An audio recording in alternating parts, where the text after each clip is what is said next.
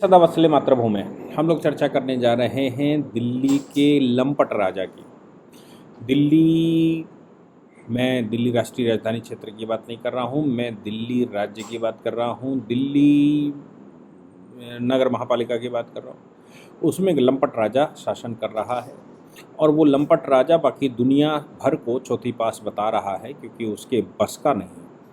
लंपट राजा को ये लगा कि वो अपने यहाँ अध्यादेश जो सरकार ने, केंद्र ने पास कर दिया है, वो अध्यादेश को वो राजनीतिक एजेंडा बनाकर और प्रधानमंत्री बनने की तरफ प्रशस्त हो जाएगा। ये लंपट राजा ने एक ख्वाब देखा।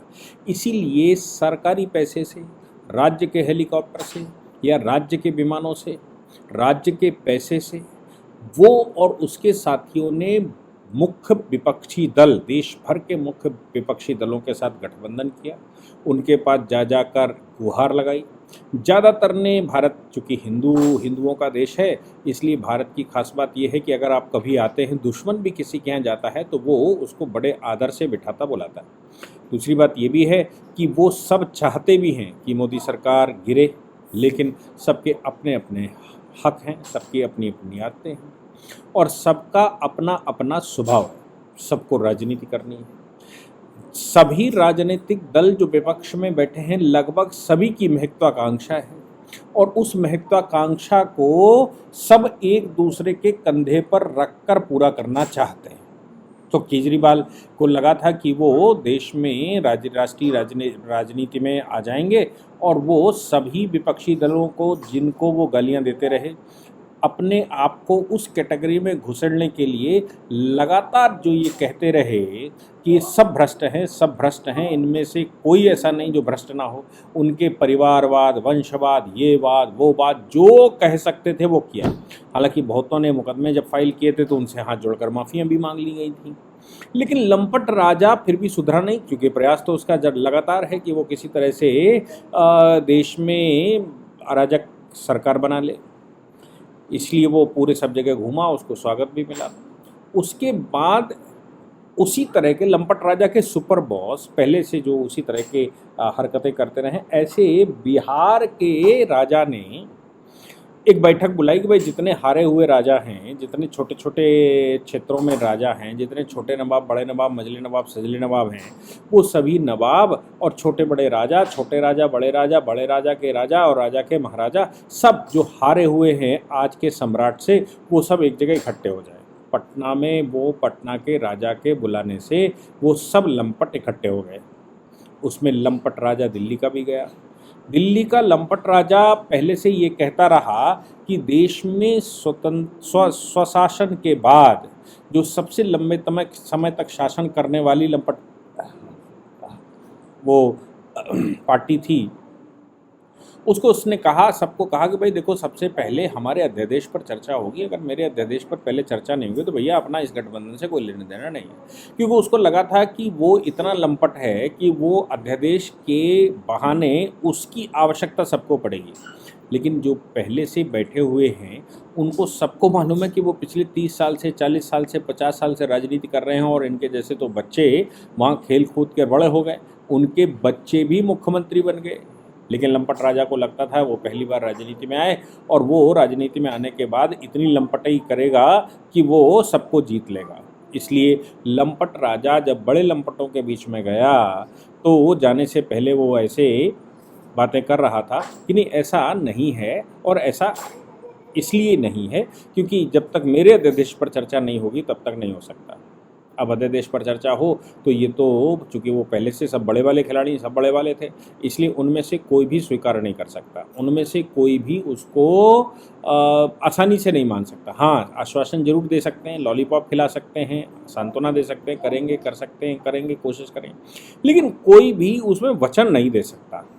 वचन इसलिए क्योंकि उनमें तब भी थोड़ी बहुत नैतिकता बाकी है। लंपट राजा तो अपने बच्चों की भी कसम खा लेता है और फिर पलट देता है, लेकिन वो बाकी जो हैं वो बच्चों की कसम तो एटलीस्ट खाने वाले नहीं हैं। वो उनमें थोड़ी सी मानवता बाकी है, पुराने खिलाड़ी हैं, लेकिन लंपट राजा के तो गुरु है ही। लंपट राजा को जब वहाँ से नेगेटिव रिस्पांस मिला, लोगों ने कहना शुरू कर दिया पुराने वालों ने कि ये तो कोई शर्त नहीं होती, एकता करनी है, मोदी सरकार गिरानी है तो फिर एकता करनी पड़ेगी, एकता के लिए अनकंडीशनल होगा। लंपट राजा लगातार कहता रहा, नहीं नहीं, उसके प्रवक्ता भी कहते रहे, उसके वक्ता भी कहते रहे, नहीं नहीं ऐसा नहीं, ऐसा नहीं। लेकिन खैर वो सहमति बन नहीं पाई। फिर लंपट राजा ने कहा चलो मारते हैं। लंपट राजा उन राजाओं की बैठकों में गया जो शत्रु राजा थे। शत्रु राजाओं की बैठक में लंपट राजा को लगा कि वो दिल्ली से जाता है, इसलिए उसको बहुत स्थान मिलने वाला है, वो बहुत सम्मानीय व्यक्ति है, उसको बहुत पूछा जाएगा। लंपट राजा उस बैठक में गया, एक कोने में बिठा दिया गया, अपने साथियों को भी लेके गया। एक नशीले लंपट राजा का एक नशीला चेला था, उस नशेबाज को भी वो साथ में ले गया। दोनों वहाँ पर बैठे और कुछ उनकी चापलूसी करने वाले, जी हुजूरी करने वाले कारिंदे भी उसके मंत्रिपरिषद के चले गए। लंपट राजा वहाँ पर अपनी बात कहता उससे पहले ही बैठक शुरू हो गई और बैठक में किसी ने भी उसके लंपट राजा के अध्यादेश पर चर्चा नहीं करी। लंपट राजा की जो बेइज्जती हुई वहाँ पर, वो केवल इतना ही बाकी रह गया कि दो चार उसके कोई रसीद कर देता। लंपट राजा को किसी ने पूछा नहीं। लंपट राजा बेचारा मायूस होकर वहाँ से चला आया। लंपट राजा इस मामले में कन्फर्म हो चुका था कि उसके अध्यादेश पर संसद में कोई भी उसका साथ देने वाला नहीं, और कुछ अगर साथ देंगे भी तो कम से कम इतना साथ नहीं देने वाले कि राज्यसभा में वो उस बिल को गिरा सके। लंपट राजा जब बहुत प्रयास कर लिया तो उसको जब बहुत प्रयास हो गया और वो मायूस हो गया कि अब नहीं हो सकता, मेरी लंपटी लोगों को पता लग गई है कि मैं कितना बड़ा लंपट हूँ, और बाकी के जो पुराने लंपट हैं वो पुराने लंपट तो पुराने खिलाड़ी हैं, और इनके जैसे इस लंपट राजा के जैसे तो उनके सबके बच्चे हैं। इसलिए ये लंपट राजा वहाँ से उदास होकर आ गया और इसने स्ट्रेटजी बनानी शुरू की। अब स्ट्रेटजियों में दो बातें हैं। आपको याद होगा जब अध्यादेश पास हुआ था तो उस समय संसद कोर्ट बंद होने वाली थी, लेकिन जो लोग कोर्ट की जानकारी रखते हैं वो सब जानते हैं कि वेकेशन बेंच में भी केस आ सकता है। वो सब जानते हैं कि केस तो फाइलिंग हो ही सकती है, भले ही वेकेशनल बेंच उस पर कुछ स्टे दे दे, कुछ रिलीफ दे दे और बाद में कॉन्स्टिट्यूशनल बेंच के लिए रेफ़र कर दे, लेकिन केस तो फाइल हो सकता था। आपको याद होगा कि वेकेशन बेंच के दौरान ही महाराष्ट्र में, पिछले साल की बात है, महाराष्ट्र में सरकार बन बिगड़ रही थी। वो वेकेशनल बेंच थी जिसने रिलीफ देने से मना कर दिया था। लगातार शिवसेना प्रमुख या मैं शिवसेना ना कहूँ, उद्धव ठाकरे लगातार कोर्ट में आते रहे, कोई स्टे नहीं हुआ था, वहाँ सरकार बन गई थी। तो वो सब इतना बड़ा विषय अगर वेकेशनल बेंच में हो सकता है तो फिर ये लंपट राजा का विषय वेकेशनल बेंच में क्यों नहीं हो सकता।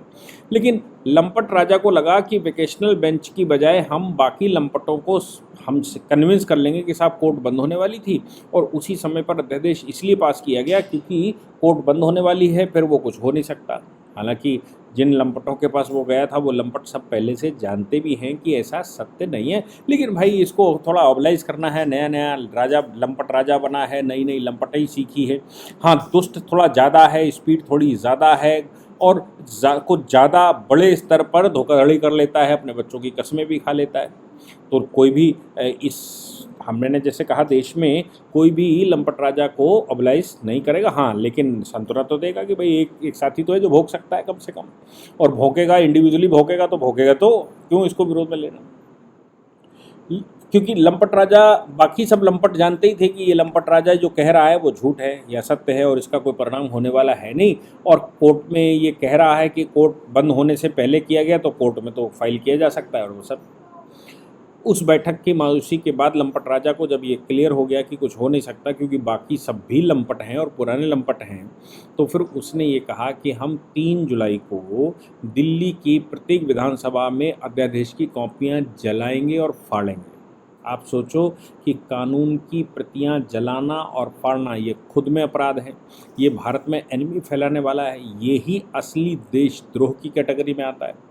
अब वो देशद्रोह की कैटेगरी में जो कॉपियाँ फाड़ना होता है, आप अगर कॉपियाँ फाड़ भी देंगे तो क्या फ़र्क पड़ने वाला है सरकार को। हाँ, ये ज़रूर है, इनके खिलाफ मुकदमे हो सकते हैं, लोग जागरूक हो सकते हैं, लोग मुकदमे कर सकते हैं कि भाई भारत के कानून का उल्लंघन कर रहा है, भारत के कानून को मानने से मना किया, भारत की व्यवस्था, भारत के तंत्र को मानने से मना किया, और इसने कॉपियाँ फाड़ दी। संविधान की, अध्यादेश की कॉपियाँ फाड़ना मतलब भारत के कानून की कॉपियाँ फाड़ना, भारत के संविधान की कॉपियाँ फाड़ना। इसलिए वो कर लिया। दूसरा ये भी तय कर लिया कि भाई अब एक ही रास्ता बचता है, चूंकि बाकी लंपट साथ देंगे नहीं, और बाकी लंपट साथ देंगे नहीं तो लंपट राजा के प्रधानमंत्री के ख्वाब तो अपने आप खत्म हो गए थे, और दूसरे अध्यादेश वाले मामले में भी वो मायूस हो गया। लंपट राजा ने तय किया कि वो सुप्रीम कोर्ट में फिर से जाकर उसको चैलेंज करेगा, और सुप्रीम कोर्ट में फिर चैलेंज करने के पीछे का उसका उद्देश्य वही कि सुप्रीम कोर्ट में चैलेंज करके कहेगा कि साहब ये राइट वो राइट, जो भी पहले आर्गूमेंट हो चुके हैं वो फिर से करेंगे। उस समय सुप्रीम कोर्ट ने जब जजमेंट किया था तो उस समय कहा था in absence of any law हम ये कर रहे हैं, लेकिन अब तो लॉ आ गया। जब लॉ आ गया तो फिर से चैलेंज होगा, और फिर से चैलेंज होते समय उस लॉ को ख़त्म करना, संसद के कानून को पलटना, अब ये मुख्य काम होगा, मुख्य उद्देश्य होगा।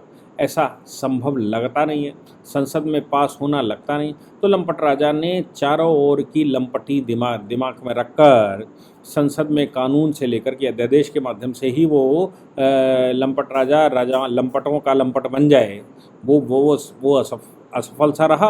और फिर वो अब विधानसभा में कॉपियाँ फाड़ने जा रहा है। कितना कारगर होगा ये तो भविष्य बताएगा, लेकिन ये तय है कि वो ये समझ चुका है कि संसद में जो पहले से बैठे हुए लोग हैं वो इससे बड़े लंपट हैं, और वो ज़्यादा लंपट हैं, उमरीले लंपट हैं।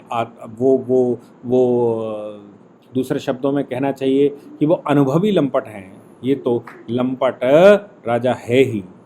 देखते हैं अब इस लंपट का क्या हाल होता है। जय हिंद, जय भारत, वंदे मातरम।